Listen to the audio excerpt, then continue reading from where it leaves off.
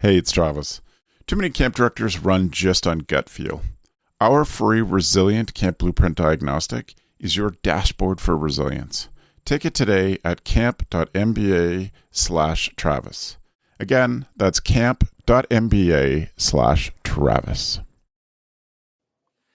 For many camps and small businesses in the United States, the Small Business Administration's Paycheck Protection Program was a lifesaver, enabling us to keep our best people employed while we navigated the uncharted waters of the COVID-19 pandemic. Starting January 13th, a second round of PPP has been made available to qualifying businesses, as well as other resources like the Employer Retention Credit. While most of us are pretty good at running a summer camp, this other stuff is both supremely important and pretty darn confusing, which is why we have called for an emergency podcast with my friend Scott Brody so that we can better grasp the options that can ensure our financial solvency as we enter the 2021 camp season. This is the Day Camp Pod.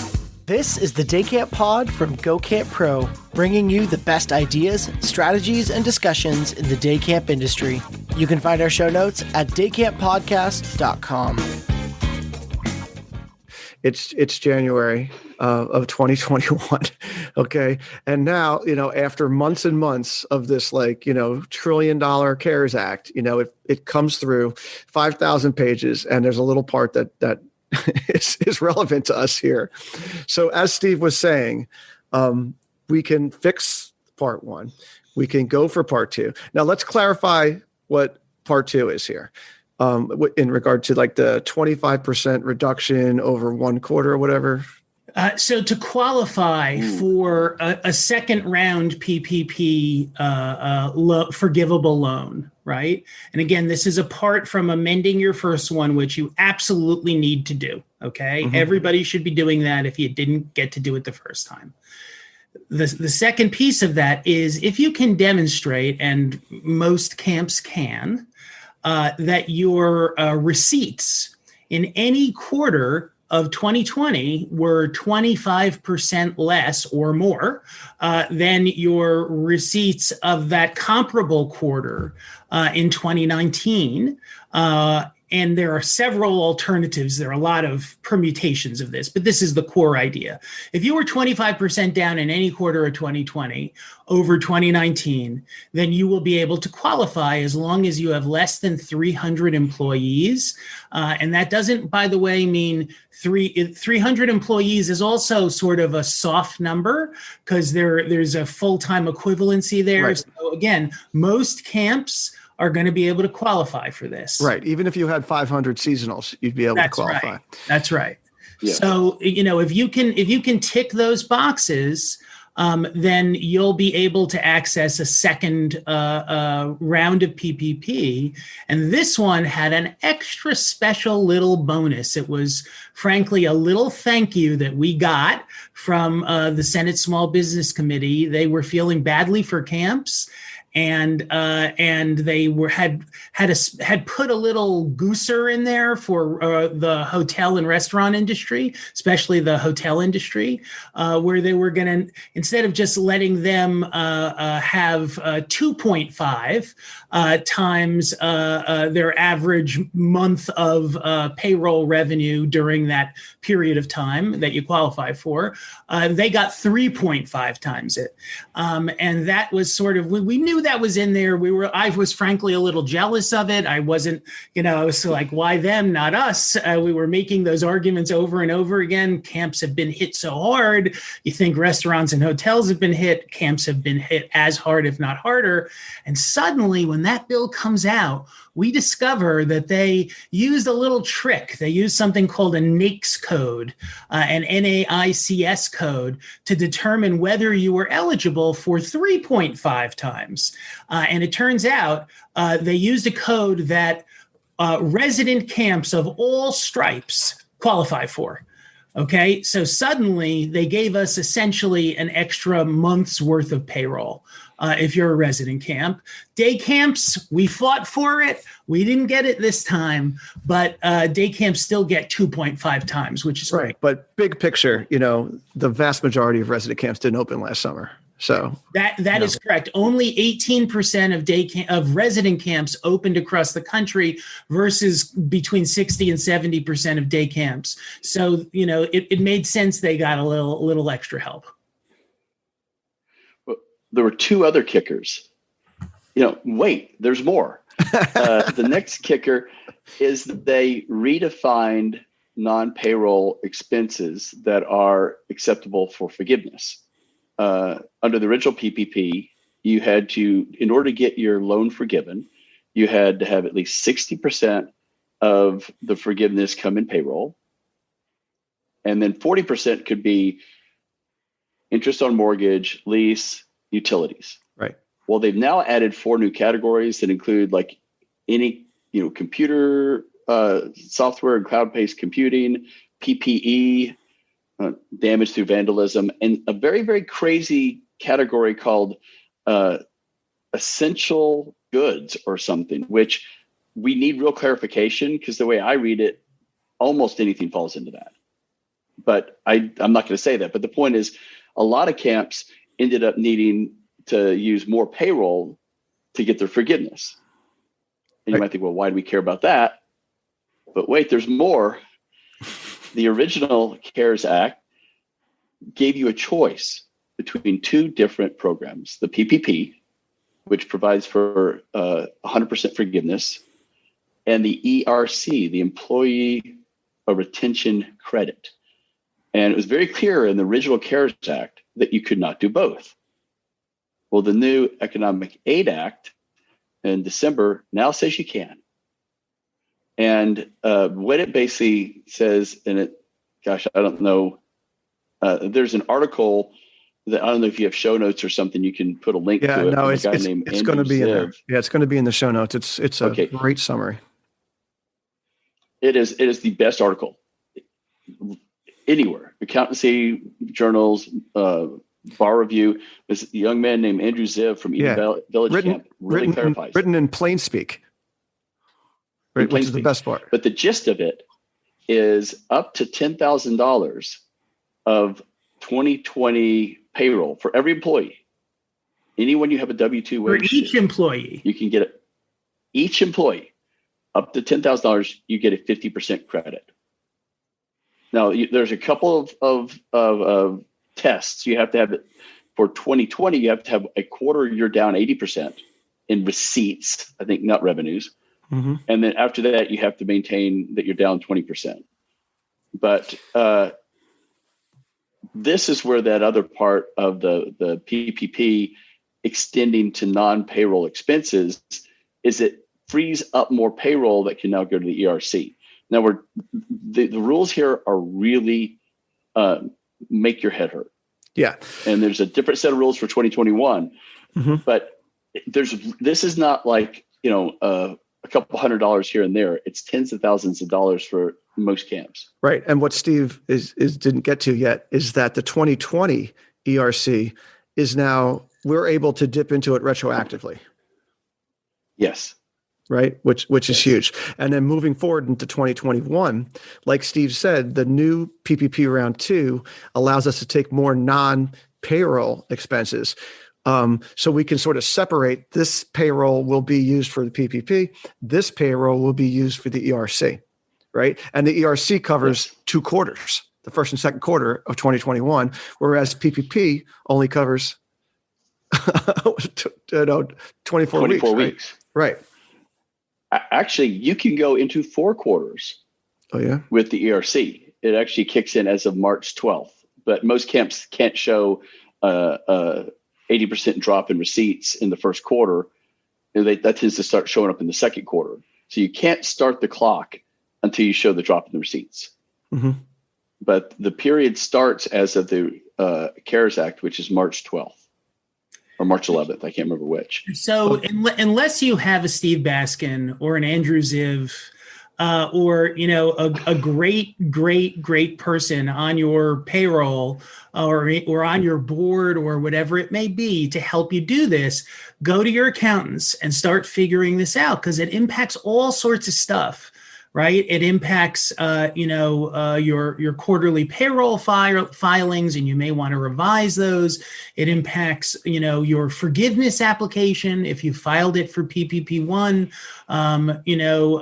It impacts the timing of when you want to get your PPP2. There are a lot of sort of strategic decisions that are impacted by this employee retention tax credit that are really can be big dollar issues. Right. Tens of thousands of dollars implications. So for instance, last year I took my PPP money, I put it into a separate account, and that became my account for my payroll all summer. That is not what I will be doing with my PPP round 2. I will only be allocating some of that. Right. Well, just think of it this way. Let's say you needed $300,000. You had a $400,000 PPP loan. Okay, 60% of that is $240,000 has to go to payroll in 2020. Mm-hmm. But if you ran or had any sort of summer operations, chances are you might have had during that period $350,000 of counselor only or summer only payroll. If that's the case, you've got $110,000 extra that you put in the ERC, and that's a $55,000 check. If you have full-time employees that worked in the fourth quarter, up to $10,000 each, you can get a 50% credit. You get $5,000 per full-time employee. So it's not hard credit. When they say credit, $100,000 number. When they say credit, what is that? How is that going to look like? How are we going to get this credit when we pay our taxes? Like, where's this come? It is my understanding, and Scott. Well, let's start by additional guidance is forthcoming. Right? There's a whole lot of additional guidance is forthcoming. And talk to your accountant. And talk to your accountant, and don't accept this as true tax advice without checking with your accountant first. Yeah. In fact, I think I need to just start every sentence with check with your accountant. We are not experts and you should not listen to us. Yeah. But I think you ask for a payment, and it's called the refundable tax credit. And it's like the child credit. Yeah. So they will write you a check as if you had overpaid your taxes, refiled your taxes, and asked for a refund. A check from the IRS comes to you, and you just put it in. And it is not an insignificant amount. So my advice, I think, when Scott says go to your accountant, I'm going to do one other caveat. I would go, know two things. That first of all, our friend Andrew Ziv knows more than your accountant does about this right now. 100%. Shout out to Eden your Village. Accountant will love this. Okay. Second thing is the ACA is beyond conscientious and diligent on putting updates. So once we figured out what other covered supplier costs in the PPP is, it will be, we'll write it up in the ACA. As soon as we figure out exactly if it's receipts or revenues for the ERC test, it will be in the ACA. And the reason I say that is that you're going to have to educate your accountant a little bit. There's a very good chance your accountant's going to go, I haven't heard of that, or that doesn't sound quite right. Or your payroll company too, by the way, because they're important. Oh yeah, payroll companies will be on top of this. They will know better because somebody in their system is going to get up to speed, so they will know about it. But if you've got an accountant that only works with a handful of companies, chances are you could get through this entire season and not fully understand the ERC unless someone compels you to do so. But my advice would be, when you're done listening to this podcast, if you weren't aware of the stuff that just was shared, this is definitely the time to pick up the phone, talk to your accountant, talk to your board members who, your folks who help you make financial decisions, because this is big money. There is some timing that is critical to take full advantage of it. So you definitely want to jump on it now, because it's also going to help you strategize about, how you're going to handle your payroll even for the next 6 months. Heck yeah. Right? because this sort of supplement is there coming from the federal government, and it only applies to full-time employees, but that includes full-time seasonal employees, and they've got to be on payroll, right? Yes. Yeah, actually, I will modify that, Scott. As I read it, for the ERC at least, it's all wages are qualified. Oh, that's amazing. For 2 weeks. I stand corrected. From what I read, it's a W-2, it's good. So a couple weird things this means is that if you've got a few guys or men or women who are doing contract labor for you, get them on your payroll. Mm-hmm. Assuming that you qualify for this. Yep. Oh, by the way, for 2021, the ERC is up to $10,000 per quarter in the first and second quarter, and it's a 70% credit, not a 50% credit. So your $20 an hour contract guy who's helping you do some lumber, get him on the payroll, and he just went from being a $20 an hour guy to being a $6 an hour guy. Right. So we're gonna put some links, including the Andrew Ziv article, in our show notes, which is like when you scroll down your little podcast app, they're in there. And also if you just go to daycamppodcast.com, they'll be there. But since we're in the weeds here, and Steve mentioned like timing is a huge issue here, let's talk about that wonderful word forgiveness. All right, when it comes to this crap, because some people got screwed for being very forgiving. In a timely way. Can you just sort of take us through that? Like, basically, to sum it up before we even talk about it, be patient with your forgiveness, right? Don't rush. Filing for your forgiveness. Yeah. If it as it looks that not only your PPP2, but maybe retroactively to your PPP1, these new non-payroll expenses are going to be included. All right. That's very important because a lot of camps I know, if they didn't have a lease or mortgage interest, didn't have enough non-payroll to eat up the 40% to get forgiveness. So they ended up using more payroll. Well, that didn't matter when there was no ERC, right? Who cared? Like, we got to use it somewhere. Well, now every dollar of payroll that isn't in PPP forgiveness is now eligible for ERC forgiveness up to $10,000 an employee. So when you file, you want to wait long enough to figure out what these other expenses are. And then you're going to need to have a very detailed spreadsheet. Your book, you need to buy like bottles of wine and chocolates or whatever people like who do your bookkeeping, because they're going to have to lay out every employee. Are they going to PPP? Are they going to go to ERC? Who's hit the $10,000 credit? It's a nightmare, but it is a nightmare worth navigating. And once again, if it's your accountant doing it, that's great too. But if you have not filed for forgiveness yet, wait.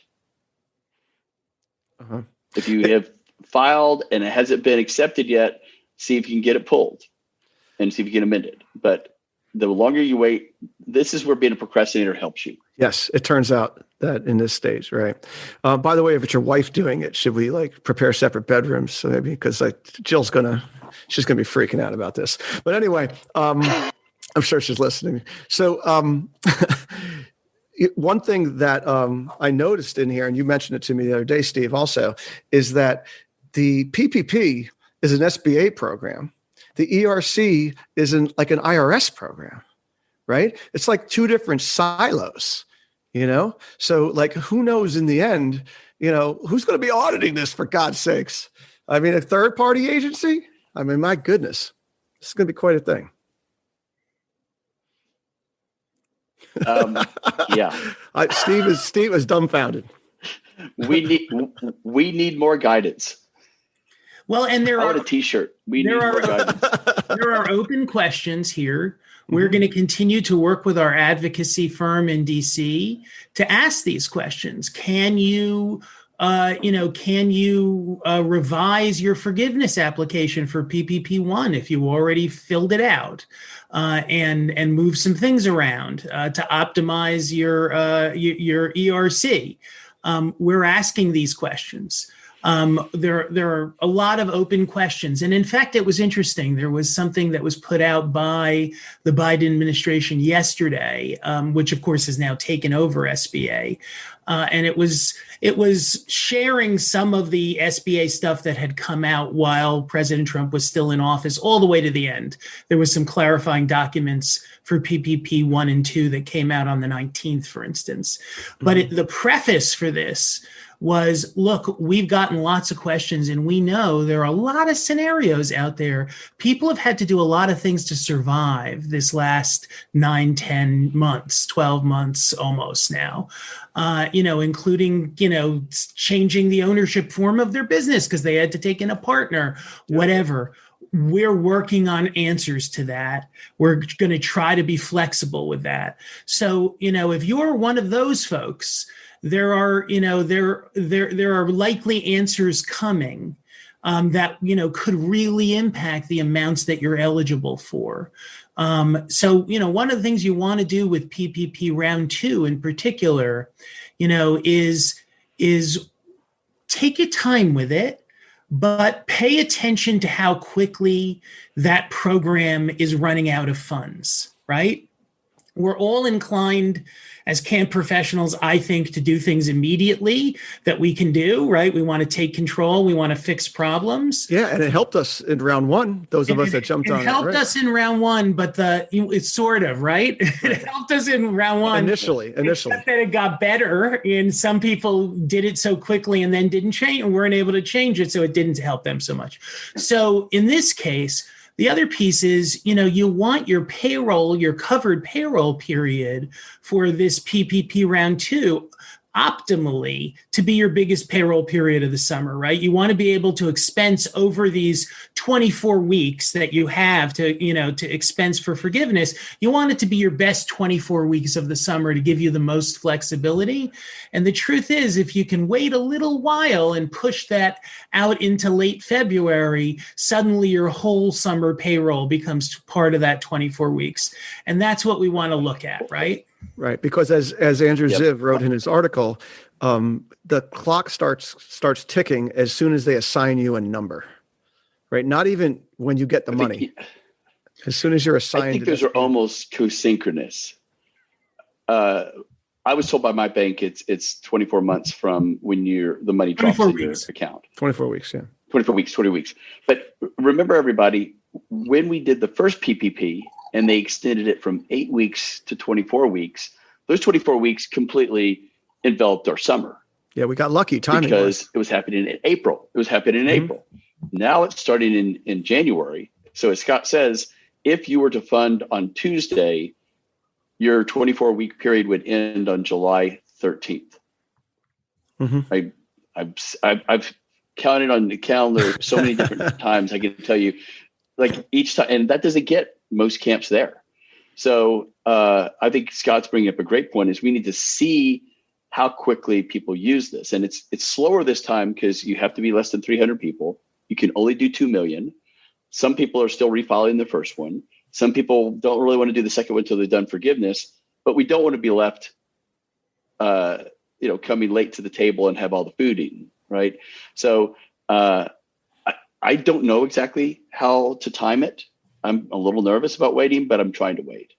The other thing I want to, back to what Scott was saying about the Biden administration and the SBA's desire to kind of help people through these different problems. You might want to just have a weekly habit of checking in the great work the ACA is doing on giving updates, because the filing that changed the seasonality last year, that, as Scott said, that resulted in a lot of cases of doubling, was on, I kid you not, page 19,873 of some sort of tax journal.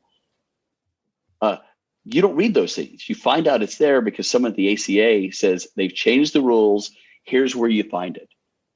And so if there is something that says you can modify your forgiveness, I'm going to be looking for the ACA to tell me that's happened. Because the nice thing about having advocacy is not just having advocates who help you get your rules changed to your advantage, but letting them know what is on page 19,753. And that, I cannot tell you how valuable that is. So I know there's nothing fun about, checking in every Friday on tax stuff, but when the rules change to our advantage, the ACA is the only place I know to find that. Right. And I think for a lot of longtime ACA members, the weekly, emails that have been coming and that kind of thing, it sort of just becomes like white noise in the background. It shouldn't be at this point. We've got EH&E updates, that have been made recently that are important, and they're going to continue. Guide has been updated. Yep. ACA Now is that publication that you're describing, and you want to check it every week. You want to make sure that you really are clicking through on those articles, and you want to go to the COVID-19 resource pages on the ACA website, bookmark them, and the business resource link, which is on that page, right? There's a bunch of boxes. One of them is business resources. That's where you're going to find all of this PPP, ERC, Form 1502, all of this stuff lives there and is constantly updated with Q&As and the best articles that we can find. Our amazing team, they are just devoting a tremendous amount of time. And we're also using the Camp Field, hive mind, right? So yeah, Andrew Ziv's amazing article on this will be on there very soon. There are other things that will be on there very soon, and we're just constantly updating it so that it's like one-stop shopping for you. That's what we want to do. Make it as easy as possible. Read your stuff. And for those of you listening to the Day Camp Pod that are not American Camp Association members, very easy to do. And you do not have to jump into the deep end and get your camp accredited this summer. Okay. You can be an affiliate. Okay. And you can just basically get on our mailing list and be privy to the professional development that we have out there. Okay. And for those of you who are members that want to spread some more professional development to your people, that we're actually offering free membership for camp staff starting right now. And there's links out there for that. We'll get that in the show notes also. So let's just be intentional, be smart about following up on this stuff. Go ahead, Steve. And I'm gonna touch the third rail too. When you do your ERC and you find out how, all I want you to do is take, 2.5% of whatever it is that you're suddenly going to get from doing this ERC that you did not know existed prior to this podcast, and make a contribution to the annual fund of the ACA. And we've never needed the ACA more than now. This field guide is amazing. It helped us open in Texas and in North Carolina. I've part of a camp there. That doesn't happen without the ACA. That was extra expenditures at a time when times are tight, right? The advocacy work doesn't do itself. So if you end up needing some found funds, I would just suggest that we all support the amazing work the ACA is doing right now, because we would not be getting half this stuff without them. Yeah. Well, also, let's be realistic. Most membership organizations right now are down on memberships because people are just, people haven't been privy to these ways of supplementing their revenues, and they're worried about their monies, So it's more important now than ever. We are working hard every day to add value to save our camps and to help them thrive. And that's really to save all camps and help them thrive. So if you can support us in this work, it would be enormously helpful and would help us to be able to do more. Let me give you a little preview of stuff that's coming. So we have been working on a national campaign and with a toolkit that can be used, at state and local level to allow our staff to have access to vaccination before the start of the camp season, which will go a long way to making our camp community safer and our camp operations more manageable. That is an ACA effort. And we're not doing it alone. Really, for the first time in our history, ACA, Steve mentioned before and Andy mentioned that the field guide was an amazing thing. There wasn't another youth development organization out there. And kudos to YUSA, by the way, because they partnered with us to do that, right? We led the way, but they were a critical partner, critical resource partner, and there were others who supported that effort. But on this vaccine initiative, we got Boys Club, Girls Club, the National After School Association, countless youth-serving organizations to join us to do this advocacy work. We're really leading the way in the out-of-school time field, and I think there is new awareness and appreciation for the capability of the American Camp Association and our leadership in the field, and that's really exciting. So vaccinations, number one, we are continuing to look for targeted aid to support day and resident camps, akin to the support that, let's say, live entertainment venues got in the last bill. So we're working on a targeted program for camps. More to come on that. We're very hopeful that we'll get more assistance. We're also working on J1. That's critical more for resident camps than for day camps, but it's really a vital exchange opportunity for camps that's critical, and the Trump administration had shut that down completely. We are working on the tax treatment of the loans that are repaid and the deductibility of those payments. We're really looking at every aspect of this to try to get as much financial assistance and operational assistance as we can to camps. And we're going to continue to do that. And we're doing all of that while we are focused 100% on our strategic initiatives, and DEI is number one.